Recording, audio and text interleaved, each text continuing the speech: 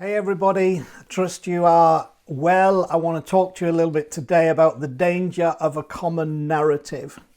Now you may think that having a common narrative, we might use other terms, you might use singing from the same song sheet or reading from the same book or seeing things the same way, saying things the same way. You might think that that's a very positive and good space to be in, but I would suggest to you that if you look at history, it's exactly that scenario that has created the biggest problems among nations and communities, because the transforming interaction within that of question and conversation has been suppressed, so that everybody easily comes under some kind of manipulation and control. I hate it in the history of the world. I hate it in the history of the church. And I want to talk a little bit about that today. I have to be honest, I have been really struggling even just to pull together my thoughts and my intents to talk to you, because so many things that I'm wrestling with. You see, I spent my whole working life and career in a particular space and a particular frame of where right from the very earliest days I was called upon to find beyond the obvious why a thing wasn't working, couldn't work, was developing a problem. So as I worked through my career and finished up in my secular job working for the chief civil engineer of British Rail Engineering, he was my boss. My whole job was to see beyond the obvious, to look beyond the evident, to see where flaws and failures were. Now, I don't think that's how I am with people, being a fault finder looking for flaws, but it certainly is in terms of structures and systems. That is certainly where my mind and heart still goes. So all the way through my career in engineering, right through into becoming, the leader of a church community in ministry, my mind and attitude has always worked that same way. That I'm always wanting to look beyond the obvious. I want to see what's going on behind the scenes. I want to see where a thing may lead, so we might do something about it before it gets there. And so the current situation has been a nightmare for me, because as I look at facts and figures and what's presented, I see it in the same way I used to see the huge workshop complexes that I was responsible for, which were 150 years old. And all the having to check on those systems and buildings that they were secure and sound, and my job was to find where they might not be or where they weren't. So imagine what happens to me then going into ministry. I've looked at the Bible and doctrine and the church's message in the same way, where I have to look into and examine and dismantle and take apart and have a look. And so because I've got that kind of mind and attitude, imagine what it does to me, for example, when I see on TV the recorded death count for COVID-19 and see the words underneath, deaths for any reason within 28 days of a positive test. So you can imagine what that does to me. I think, okay, so if, and they've revised that down. It used to be deaths for any reason from a positive test were registered as a COVID death. So imagine what it does for me when I read things like that. So, if you get tested positive for COVID, and then 3 weeks later you get run over by a bus, your death gets registered as a COVID death. Now, imagine what that does to me and how it raises questions about the narrative that is being released. And if there are questions about the narrative being released, there are questions about everything associated with the narrative. And so I've found myself really struggling in those areas. And, perhaps some of the things I say might help you get a little insight to me, but maybe also to give you some understanding of why I think that the common narrative is dangerous. It's also interesting, probably one of the things that got in my thinking as well, was that the last message I released a week and a half ago on three little words and the mischief associated with them or connected with them created a minor backlash in that that's related to the same thing, because I questioned within my talk the translation of the English words from Greek that we have as hell, church and gospel, while illustrating and showing that they're not good words to translate from the original. Boy, you just would not, some of you wouldn't want to read some of the things I've heard and read. You know, and incidentally, F off you effing TWAT, go away, are not the way that mature people talk who want to truly engage in a process of conversation or interaction or education.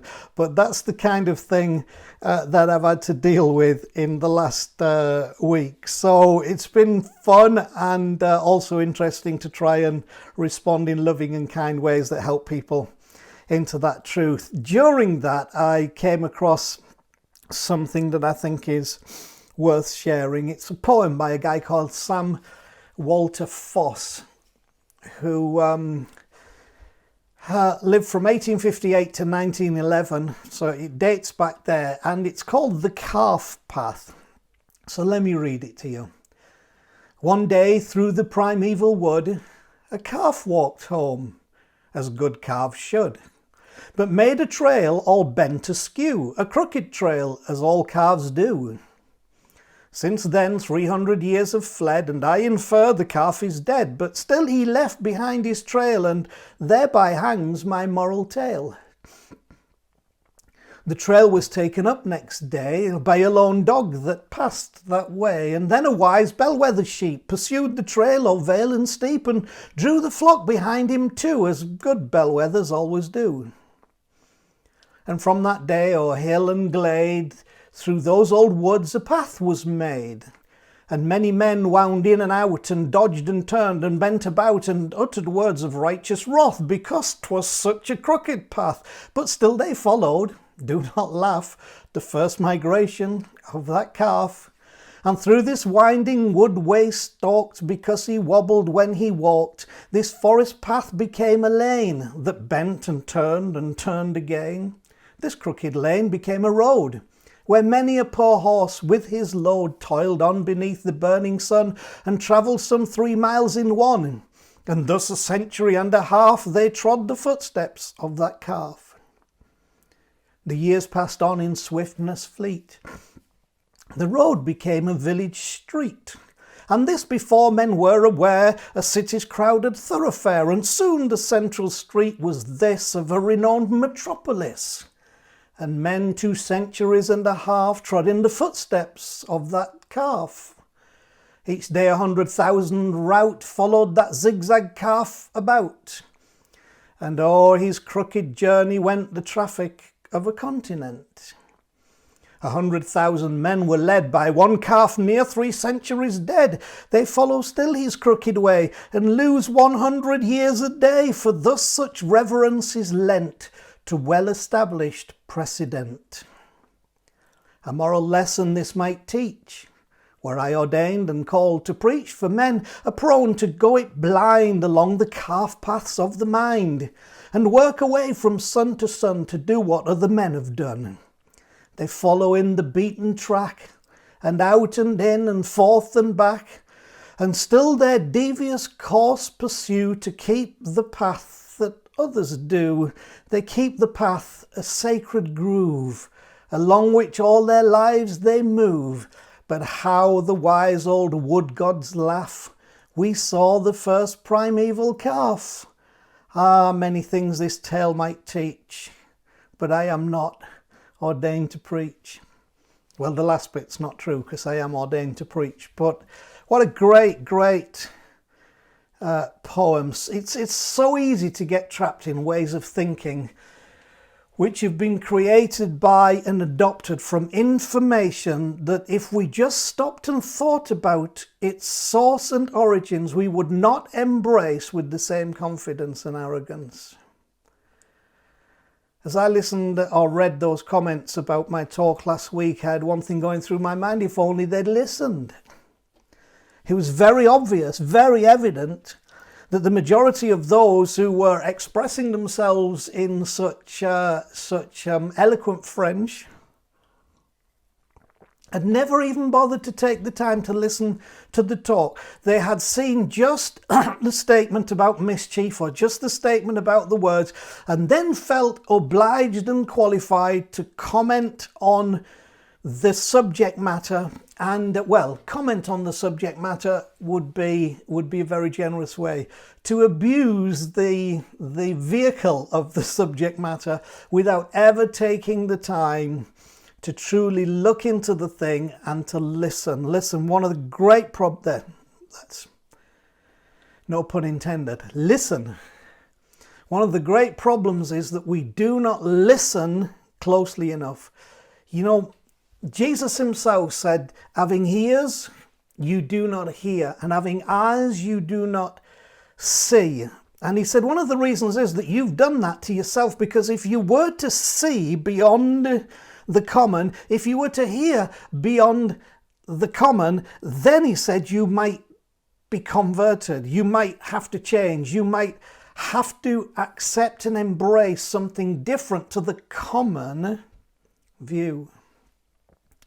We use a phrase here at our community at Q, and you'll hear it often. And it's the phrase common narrative. Common narrative. What we mean by this is that the narrative developed by a group or groups regarding a subject or theme that has become commonly held. Sorry, let me say that a little clearer. I made a right mess of that. So let me re-attempt to say that. What we mean by that is the narrative developed by a group or groups regarding a subject or theme that has become commonly held, whether it is actually right or trustworthy, got lost somewhere along the path of everybody thinks this, or who are you to question it? See, whether it's actually right or trustworthy gets lost somewhere along the path, because the common narrative says, well, everybody obviously thinks this. Or who are you to question it? But just because a thing is common doesn't make it accurate or even true. There's one phrase I loved. I saw it on Facebook a couple of years or so ago, and it helped me as a preacher, teacher, church leader. And it said this: the only accurate theology is the one that accepts it might not be accurate. And I tell you, if we would live that life that way, yes, it creates certain insecurities, but what it does, it opens the heart and the spirit to stop us making something common that may not even be right or true. The development of the common narratives is one of the best ways to control people, especially if you can root it in fear and the offer of, I'll put a word here, eternal security. See, whether it's COVID-19 or whatever, if you can develop a common narrative, you can control people. And if you can root it in fear and offer security, people will buy that common narrative and potentially will never challenge it. Even though for somebody like me who looks at the detail being given says, hang on a minute, this doesn't add up. Now, in case you think I'm just focusing on that one subject, let me tell you where I am in myself. I would classify myself as a Christian with a small c. The reason I classify myself as a Christian with a small c, because I have so many problems and questions with so much that is just classified under the general banner of Christian. You know, one of the great problems of addressing that particular issue in the religious field is that there are over 30,000 denominations worldwide and growing within what people would call the Christian community. But then each one will tell you that they have the correct interpretation of the Bible. Each one will tell you that they have an experience of God that the others perhaps don't have, or certainly don't have to the degree they have. Or the expression, nobody else is getting it right, but we are.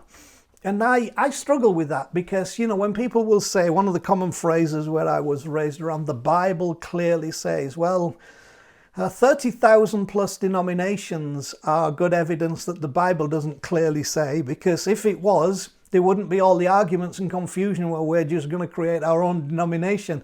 Listen to me. I may be a Christian with a small c, but I am a Christ follower with a big C. See, it's like this. I think any body, group, system, religious community who has the arrogance to think that having believed that there is in creation, in the world, in life, a source, a being, a force, an existence, that we would use the term God from the Greek theos, a God, right? That's defining his nature, not his character. If there is to suggest that somehow a group can take that being and put that being in a box to where their presentation of the being is so accurate and so full that now that being has become encapsulated and trapped within the minuscule endeavors of human understanding and expression is foolishness to the highest degree, and I will not buy it, and I will not hold to that. Sorry, I'm moving my camera. I will not get too passionate. Will not hold to that. So I'm a Christ follower with a big C, because I do believe in the Christ, and I do believe in the Spirit of the Christ, and I do believe what the Bible says, that the whole mystery of all this is Christ in you, the hope of glory. That's another message for another time, but the Christ in all things.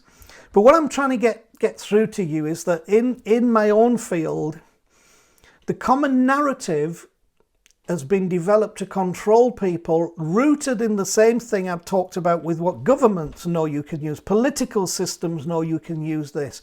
If you can root it in fear with the offer of eternal security, you will get people to engage with and buy into the common narrative. Well, like I said, I think the problem with the common narrative, you look at the major issues in our world that lead to genocides and infanticide and despotism and all of these things, totalitarianism, they've all come because of the upholding of, presenting of, and lack of challenge to a common narrative.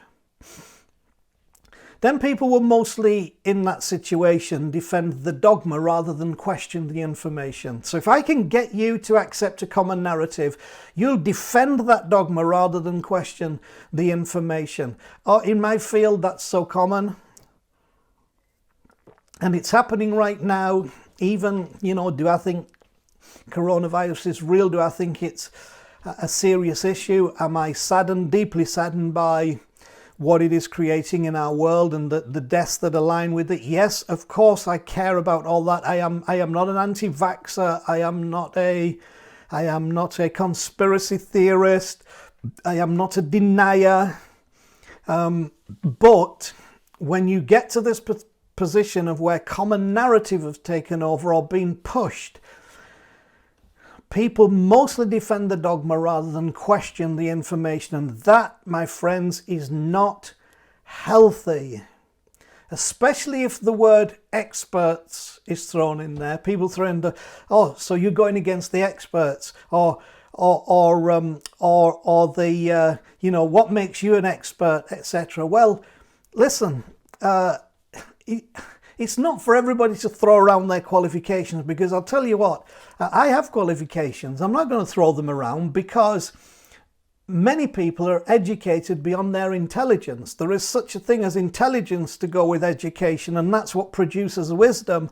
And we have too little wisdom, and we put too much weight on, if a person has an education or is educated, they're obviously wise. Well, isn't it funny? Apply that then to the government official that you don't like. Apply that to the country you don't think is going in the right way. Apply that to the boss who you think doesn't deal with you right. See, we are not consistent in these things. And so the problem is that when we get that common narrative, we tend to defend a dogma rather than a question. So we develop a dogma, and then we want to defend that rather than question the information, throwing in the experts' words, or there's the other one that irritates me, claims about the science. Okay, now let me just vent on this a moment. There is or should not be any such thing as the science.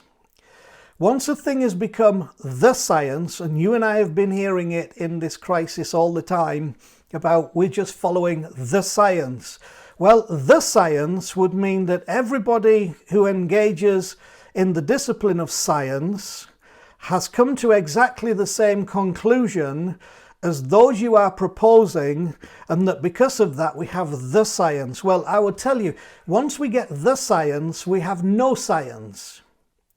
Because the whole idea of science is the one of question and investigation that never stops and never ends. Now, are there some absolutes that we have discovered? Well, up to now we think that they are, but how many times have our absolutes in science become variables or amendable because we understood something new or discovered something less? That's why we have not had one science at one time in the world and now that's it. But it is an ongoing discipline and challenge that is interesting and exciting, without which we wouldn't know much about our world today, particularly in the subatomic realm and the space realm, the universal realm. I mean, medical realm, absolutely amazing. But imagine if we had at any time said, no, this is the science. And the problem is we have done that.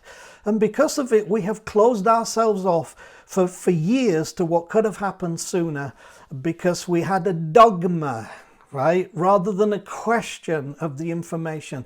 So I'm just venting that thing. There is no such a thing as the science regarding COVID-19. There is such a thing as called science, but listen to all the science. Listen to what different people are saying. That's just my little advice, practical to you. And also when people say the Bible clearly says, let's come into my field and talk to some of you. The Bible clearly says. Well, no, your group's interpretation of the text that they have is what they mean by the Bible clearly says. It does not mean that there is no other interpretation or revelation or way to understand what is being released. Okay, rant over.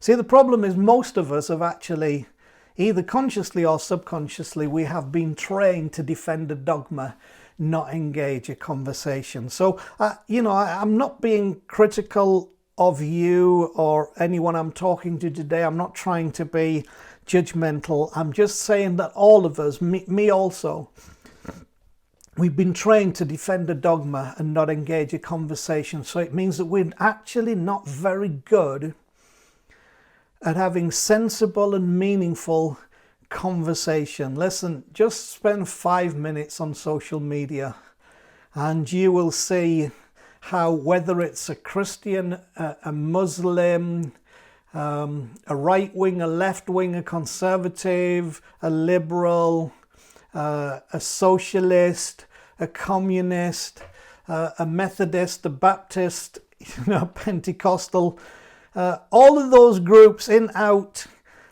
You just look for 5 minutes and you'll see the whole training is to defend a dogma, not engage a conversation. And so just like with the calf path, we get stuck, okay? Remember what we said about the calf path? It's so easy to get trapped in ways of thinking which have been created and by and adopted from information that if we just stopped and thought about its source and origins, we would not embrace with the same confidence and arrogance. I'm trying to free you a little bit and hopefully give you a little space to think a little more and get away from that inner training we've had to defend a dogma. Maybe open your heart and spirit, open your mind, might learn something more. Okay, so let me talk about one of my heroes. The Jesus story is one of kickback against the way of being and seeing. If you would just take the time to look at this, and I don't care whether you consider yourself Christian small c, Christian large c, or non-Christian. And it's interesting, the word atheist, because, you know, there's only a small gap that separates it. So if you put a gap after the A, you get a theist. you lose the gap in the middle, you get atheist. I think that's the thinking gap that goes in the middle. Okay, so whether you believe this or not, whether you want to take it metaphorically, symbolically, literally, whatever you want, the truth is this amazing thing that the Jesus story is one of a kickback against that of being and seeing. Okay, it's a kickback if you just read it correctly. Jesus challenged 2,000 years of developed orthodoxy and common narrative. Now, my church friends, we're now 2,000 years on from Jesus. And if Jesus felt the need to challenge 2,000 years of developed orthodoxy and common narrative, then we also need to have that spirit that challenges 2,000 years of developed orthodoxy and common narrative. For most of you who think the church has always believed this and always thought that way, again, you're like those people who gave me all the F words about my comments about 3 words that had been invented rather than being accurate to the Greek. And if you would only look, you'd realize it's not always believed this. I mean, even what most of you believe about atonement, what's called penal substitutionary atonement, was not even an idea until 1000 and a bit under a guy called Bishop Anselm of Canterbury. And that was developed later by John Calvin and Martin Luther in the 1500s. But before that, for the 1,000 years before that was not the common belief of the church. Even if you look at the Apostles' Creed, it makes a lot of statements without much explanation.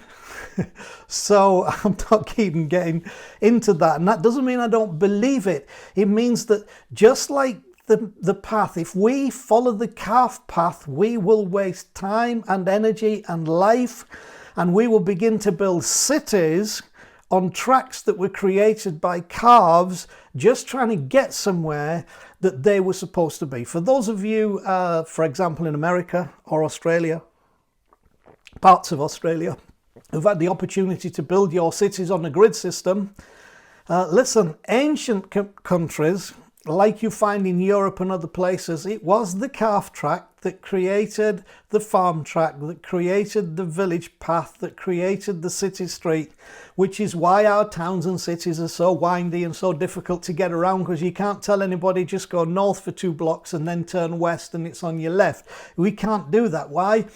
Because there's a great lesson, as that poem writer said in this, that unfortunately with the minds and thoughts of humanity, calf paths have been created and we've turned them into dwelling places and not recognized that what it was is that path was created by a calf. Would you choose a calf to design a city? Would you choose a calf or a dog or a sheep to determine the streets of your metropolis? Of course you wouldn't, but we have a literal parable there, so don't do it in terms of belief and understanding. We have been given the capacity to think and imagine and engage, and I believe that even the Christian message is an ongoing message that is here's the terms the Bible uses: from faith to faith, from glory to glory, a development, an ongoing process. Some would call it evolution, but some of you'll get upset about that. So here's the Jesus who challenged 2,000 years of developed orthodoxy and common narrative. I want to tell you something, I'm committed to doing the same, as all reformers do at all time, because we are not just going to accept a common narrative that makes us defend a dogma without question.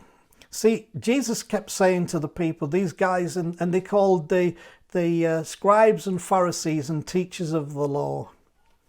He said to them one day, he said, "It has been said, but I say unto you." Okay, that's the Christ spirit. It has been said, but I say unto you. There are things that have been said, and we know why they have been said.